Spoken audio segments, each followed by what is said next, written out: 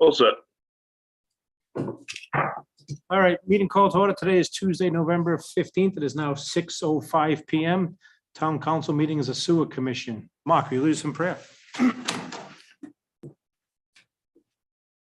Father, we pray for guidance as a council, as a town, as a state, and as a country. Please, Father, help us to, those of us who have been elected, whatever level that we've been elected at, to do the best we can to obey the laws of the land and to do your will. It's in Jesus' name we pray. Amen. Jay, we're just going to pledge allegiance.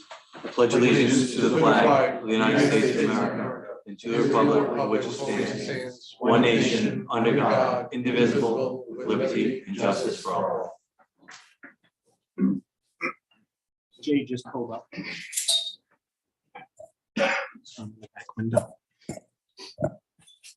Roll call. Council President Goslin. Here. Council Vice President Williamson. Here. Councilman Messier. Councilman Licciardi. Here. Councilman Bourget. Here. Participating communities: Town of Coventry, Town of Situate, City of Cranston, City of Warwick, Town of West Greenwich. There is a quorum. Council President. First item on the agenda is SC 2022-34, approval of the October 18th, 2022 Sewer Commission meeting. Move approval of the minutes. Second. Moving second, any discussion? Hearing none, all in favor? Aye. Opposed? Ayes have it. Next item on the agenda is Superintendent's report. Jeff? Good evening, council. Good evening. Hi, Jeff. So this is for the facility for October. Our average daily flow was 4.3 million gallons per day. Our max flow was 9.3 million gallons per day. And our minimum flow was 2.0 million gallons per day. Our CBOD removal was at 98%, which equated to 2.9 milligrams per liter. And our suspended solids removal was 98% as well, which equated to 2.5 milligrams per liter. For phosphorus, we achieved a 0.04 milligrams per liter, and nitrogen was 5.1 milligrams per liter. So for the non-wastewater world, our heavy part of the permit is beginning of April to the end of October. We ended our wastewater permit with no violations for the busy season. So I just want to congratulate the team out there for doing a great job during our stringent permit year. So congrats to them. As far as sludge, we sent 518 tons to Synagro. We sent 16 tons to the landfill. So a total went out of 534 tons. For sewer backups, there were 0 in the public lines. As far as the private lines, we had 4.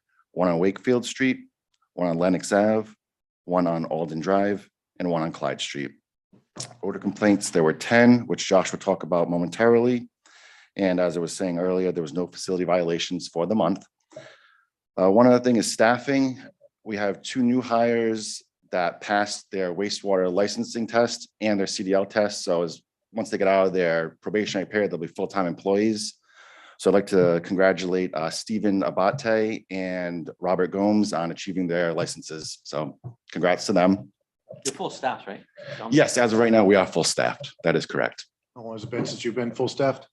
Was it 3 months now? Tony, do you know? Full staff? Yes, months. I believe we were full staffed prior to the retirements, I believe, correct?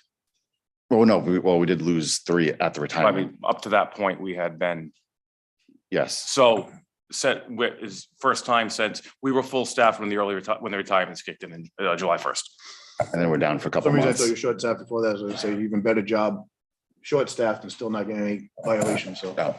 All right, and that's all I have for now, and I'll let Josh talk about the odor complaints for October. Good evening, council. Josh.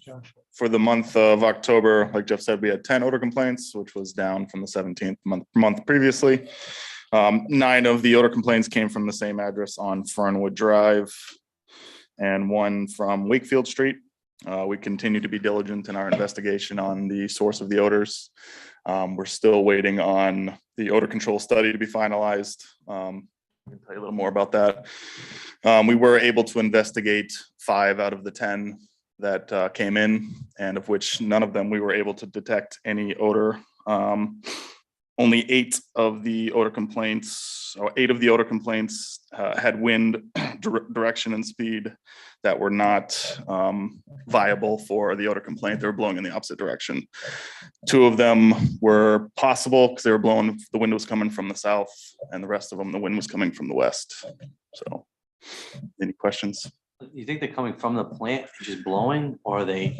That's possible when the wind is congruent with the direction of the complaint. So especially with the Fernwood Drive ones, that's almost due west of us. So when the wind's coming out of the west when they complain, we're not able to detect where it's coming from, unfortunately. So hopefully with the odor study, that will hopefully give us a source of it. There's something going on. I was talking to the chief earlier tonight, between Warwick's plant and sometimes ours, we do have heavy odors. Yep. And going down 95 specifically, I know that's Warwick and Cranston, but they're very harsh lately. Yeah. Along with, and Yeah, they're having some issues as well. They're, as far as last I knew, they were getting an odor study done as well. And also they were putting some scrubber units in as well to deal with it. I think what you're asking, is it something connected, but you're all having the same issues? well, that's the thing, like, for instance, I can tell you Sunday mornings, Saturday mornings, 7 a.m. This past Sunday, East Natick towards Route 2. Yep. It was pretty harsh. But that's where I go every Saturday, Sunday morning. So that's when I notice it. Now, coming down 95, 295, through all 3 plants, it seems like that section, like the highway section, seems to be getting a lot of it. And I'm just wondering if there's something. There definitely could be a correlation, Council Again, President. I'm just wondering. We are continually collecting data, and as we get more data, the better picture we'll get on what's going on. So, What's your time frame on that? Yeah, so Josh, so Warwick is also doing a study? as far as I know, they were looking into doing a study, yes. Is there any way we can collaborate and maybe save some money? No, huh? That would be silly. I'm sorry. Yeah, sorry. Just to give you an update on the study. We talked with finance and the town manager because it's qualifications for professional services. We solicited 3 proposals. The proposals are due Friday in my office, and then we'll review them and we'll make a selection and recommendation based on the qualifications and cost of each of the proposals. They were given a specific scope. They have 90 days to complete the study. So once it's awarded, hopefully in December, whether it's the 1st or the 3rd Tuesday in December, they'll have 90 days. Actually, I gave them 80 days because it give us some time to do it. But DM's order was for it to be completed in 90 days. In the interim, what the staff has been doing now, as Josh has indicated, when we get an odor complaint, not only are they registering wind direction, we're trying to take an indication of what's happening in the area, what's happening at the treatment plant when an odor complaint comes in. For example, if an odor complaint comes in and we notice that we're taking one of the containers of sludge out, we can note that. At least that's an indication of activity that caused the odors. The problem happens is when you get an odor complaint and you can't, I've been there for a number of years, you can go up to the location and not smell it. And it's all subjective. And it's very difficult to say why Warwick is having it. Warwick traditionally has odor complaints off of 95, but it's all industrial and they don't get as many complaints. I do know at times the landfill odors do come, based on the wind direction, do come towards the West Warwick off of 295. That has happened before.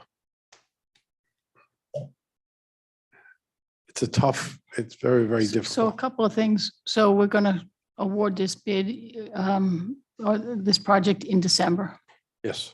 Is that the best time to be checking odors?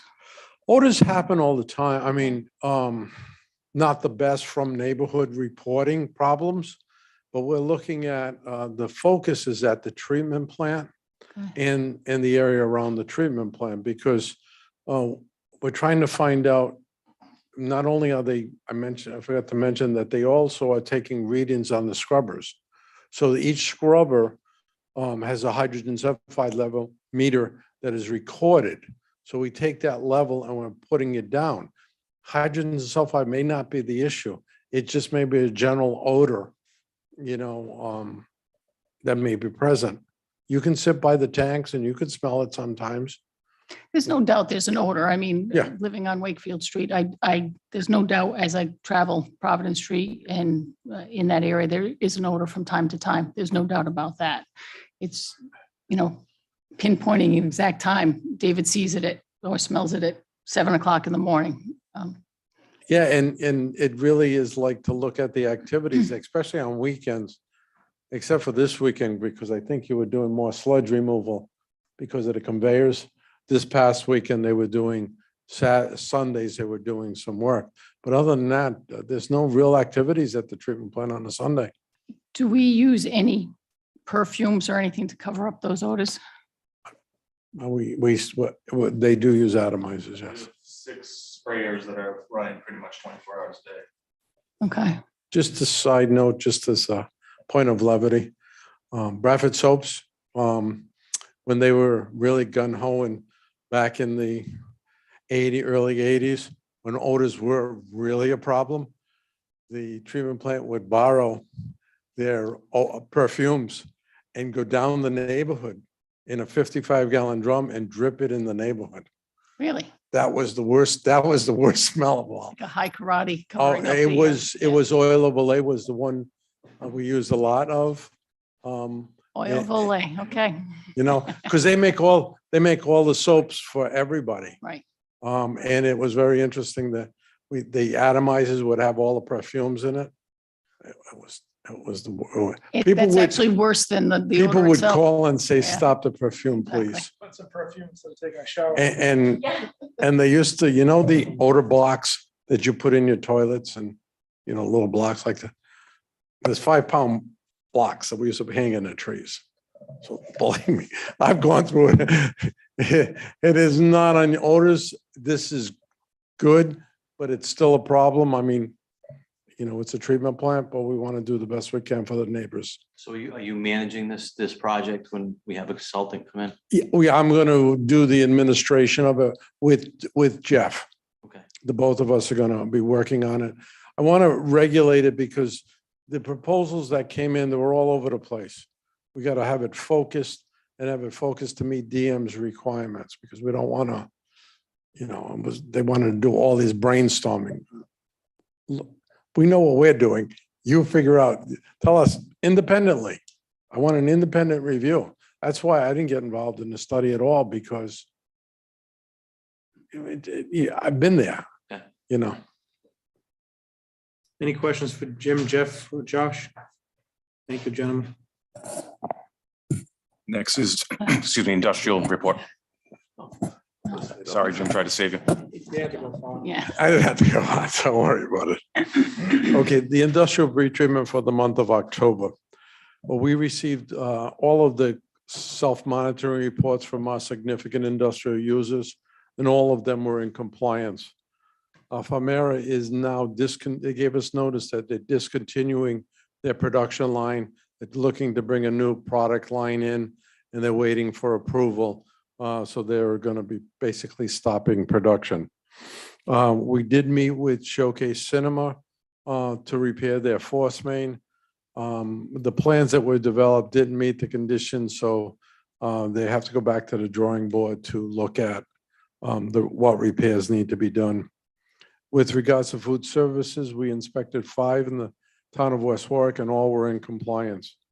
On a side note with the restaurants, Domino's on 957 Main Street. They did repair their grease recovery device, paid the penalties, and provided us with the cleaning log. So that facility is now back into compliance. The restaurant on 721 Quaker Lane did pay the penalty, but did not provide us the plan yet, and we are waiting for that. With new construction, the Newberry building is now connected to the sewer. With regards to plan review, the redevelopment of Warwick Mills, as we spoke earlier, as you know, it's a residential units, 130 of those, and then they have commercial. It's laundromat, restaurant and a microbrewery. To make sure that this project moves, we did approve the residential component of this. So that is underway. It's going to begin construction. We did have input as to the commercial, but we'll be working with them on more specific design requirements. We did review Kent County Water Authority's new headquarters in West Greenwich on Technology Way. The plans did not meet the requirements and a letter was sent. 38 Astor Street submitted an application without plans or the fees, and a letter was sent on that. With regards to 43 Astor Street, they submitted a commercial application and the plans. The plans weren't consistent and a letter was issued. And finally, 2111 Main Street, that's just a retail space. And we did provide them with the approval to get their license. And that's it. Any questions for Jim? Thank you. Thank you, Jim. Next item is a financial report. Year-to-date operating and debt expenses for fiscal year 23 through October 31st totaled $4,294,378, which is 46% of the annual budget. Fiscal year 2023 sewer usage and industrial collections through October 31st totaled $4,176,632, which is 46% of the total billed. Fiscal year 23 sewer assessment collections through October 31st totaled $198,824, which is 80% of the total billed. Excuse me. Overtime for the month of October was $12,330, which is 8% of the annual budget. FY23 year-to-date overtime is $48,434, which is 34% of the budget. And the year-to-date savings in sewer department salaries through those positions that were vacant for a while is $27,609, which is helping to offset our overtime expenses for the year. Year-to-date sludge removal costs through October 31st totaled $268,011, which is 40% of our annual budget. Our year-to-date increased expense is $29,703 versus that is the difference between what we've had to offload at resource recovery versus if we have been able to go to Synagro for every offload since July 1st. As a side note to that, just to make the council aware, we have to dump at resource recovery this month. Synagro is having issues. So that I expect that number sludge removal will increase when I report to you next month. For the entire month? How many times have we? All but one. All but Really? one so far. How often do you, Jeff? Any given week, between 8 to 10 loads will get taken over there or get sent out of the plant. And cash and investments through October 31st totaled $3,259,797. That is my financial report, Council President. Any questions, Tony? That would be interesting if that is, because we are taking so much to resource recovery, whether that is having an impact on the odors, because it is as close as it is. That might be a real, because I assume we're not the only ones that are taking loads there. Everybody is. It's interesting. Okay. That's a pretty high hill. Yeah. And it's not that far away. All right. Public comment. Any public comment on the sewer? Hearing none. motion to adjourn? Second. All in favor? Aye. Opposed? Ayes have it. Thank you and have a good Thanksgiving. Happy Thanksgiving. Yeah. Can't believe we're already saying that, but